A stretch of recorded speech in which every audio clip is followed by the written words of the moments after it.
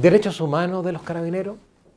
Así se preguntaba, extrañada, una académica especialista en derechos humanos en una columna publicada en el diario La Tercera el 7 de mayo recién pasado.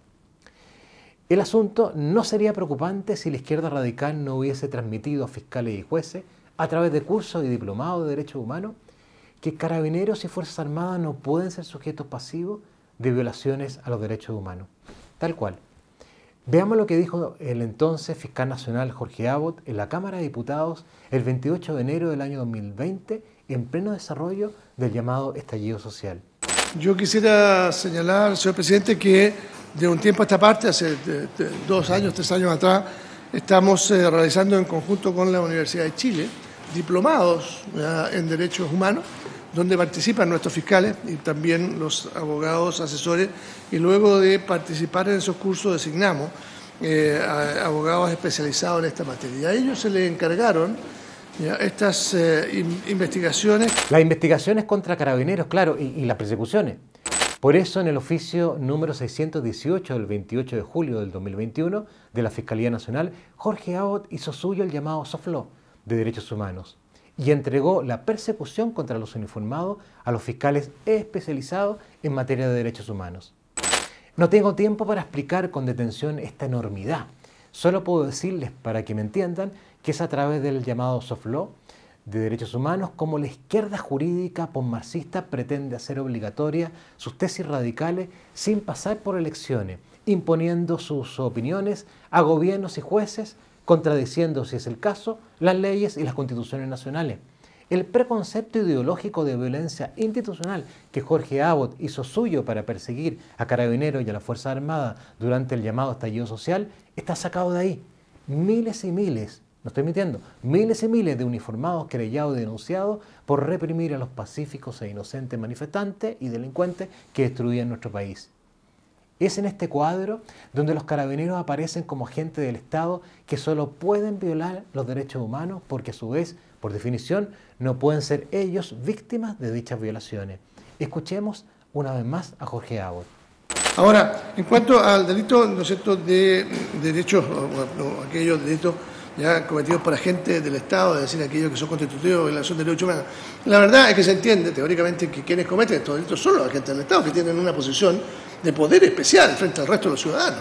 Es decir, un agente del Estado que usa las armas, que usa el poder, que usa es en definitiva quien tiene la posibilidad de vulnerar derechos fundamentales. El ciudadano común y corriente que atenta contra otra persona, aunque sea uniformado, aunque sea un fiscal, no está cometiendo, no está prevaleciéndose de esa función ya que el Estado le entrega y ese poder que el Estado le entrega, y en consecuencia es un estatuto distinto, tiene el estatuto normal, el estatuto de un delito común.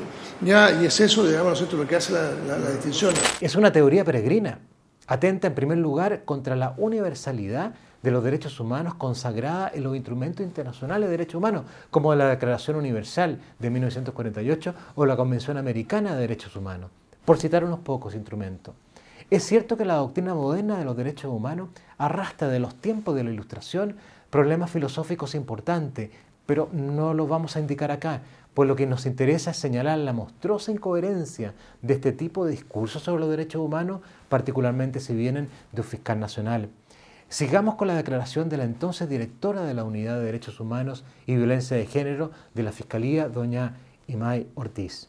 También contestando su pregunta, el área de los derechos humanos del derecho es un área del derecho que tiene definiciones técnicas como el derecho civil, como el derecho tributario, y en el área de los derechos, de los derechos humanos, se entiende que quienes son destinatarios de los derechos humanos, que son los derechos garantizados en las convenciones internacionales de derechos humanos y en las constituciones, son los estados y por lo tanto sus agentes, o civiles que han actuado bajo las órdenes o bajo la complicidad de agentes del Estado. Que las convenciones internacionales de derechos humanos impongan al Estado obligaciones especiales en torno a estos, respetarlos, protegerlos, promoverlos, no implica, como es obvio, que otros sujetos no puedan violar esos derechos. La Fiscalía Nacional debiera saber, por ejemplo, que para el Estatuto de Roma de la Corte Penal Internacional, el genocidio y los crímenes de lesa humanidad pueden cometerlos no solo agentes del Estado, sino también particulares. Sin ir más lejos, el grupo terrorista peruano de filiación marxista-maoísta, Sendero Luminoso, ha sido considerado por la Comisión de la Verdad y de la Reconciliación de Perú responsable de sistemáticas violaciones de los derechos humanos, entre ellas crímenes de lesa humanidad, y no son agentes del Estado. Es decir, desde la misma lógica que asume la Fiscalía Nacional, sus premisas en torno a quien puede o quien no puede cometer violaciones de los derechos humanos son sesgadas. Si la Fiscalía va a integrar el soft law de derechos humanos, no se ve por qué no integra el Pacto Mundial de Coordinación de la Lucha Antiterrorista de las Naciones Unidas, con su guía de referencia sobre los derechos humanos fundamentales que violan las organizaciones terroristas, que se extienden también, según los casos, al crimen organizado. Para los atentados del sur, la Fiscalía, sin embargo, no ha hablado de terrorismo o de violación a los derechos humanos, solo de violencia rural, lo que es un eufemismo impresentable. Sería interesante para todos los chilenos saber si la Fiscalía Nacional sigue afiliada a esta teoría, si es cosa de algunos fiscales marcados por la época de Jorge Abbott o es un peligroso presente que aún continúa. Siempre habrá, por cierto, muy buenos fiscales. El problema son las orientaciones generales y el activismo concreto de los fiscales que persiguen a Carabineros. De todos modos, y siguiendo la propia lógica de esta teoría, hay que connotar que los fiscales también son agentes del Estado y por tanto son pasibles de ser acusados de violación a los derechos humanos. De hecho, un Estado que desprotege a su fuerza pública y no le entrega las herramientas suficientes para proteger el goce pacífico de los derechos de los ciudadanos, partiendo por la vida y la integridad, no está cumpliendo sus obligaciones de respetar los derechos humanos. Para completar el cuadro, mientras la Fiscalía se empeñaba en perseguir y desarmar a Carabineros en conjunto con el Instituto Nacional de Derechos Humanos, a través de la producción de miles de denuncias y querellas que los tribunales con posterioridad han dejado sin base en la inmensa mayoría de los casos, la violencia organizada era considerada como un conjunto de hechos aislados, delitos comunes, sin dimensión insurreccional o terrorista. Aquí las palabras de Jorge Abbott. El Ministerio Público, desde el primer momento en que comienza el estallido social, tomamos todas las medidas necesarias para poder cumplir dos roles fundamentales que debíamos cumplir en el contexto de esta convulsión social tan compleja.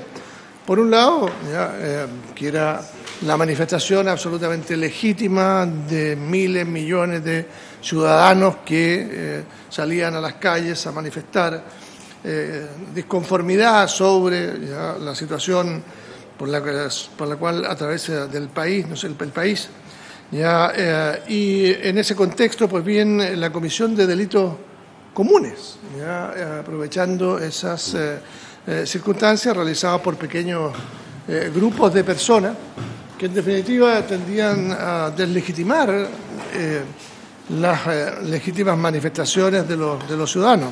Señor Abbott, como ciudadano común, mi opinión, esto no fue un simple estallido social, sino una insurrección violenta que violó los derechos humanos de miles de chilenos e intentó destruir el goce pacífico del sistema político. Invocó a la Fiscalía en ese entonces el artículo 4 de la Ley 12.927 respecto a los delitos contra la seguridad interior del Estado, particularmente el incitar o inducir a la subversión del orden público o a la revuelta, resistencia o derrocamiento del gobierno constituido.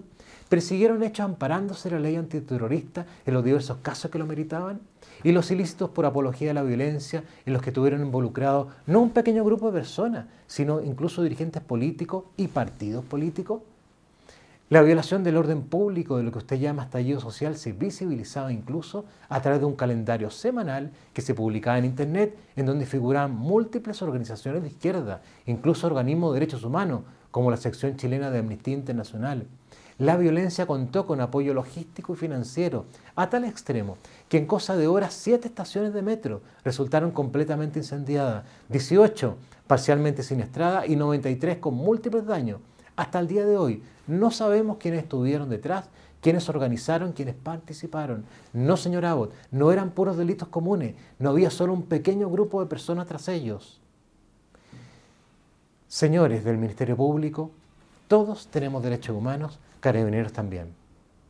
Soy Julio Alvear Telles, abogado, profesor de Derecho Constitucional, doctor en Filosofía y doctor en Derecho para FNM.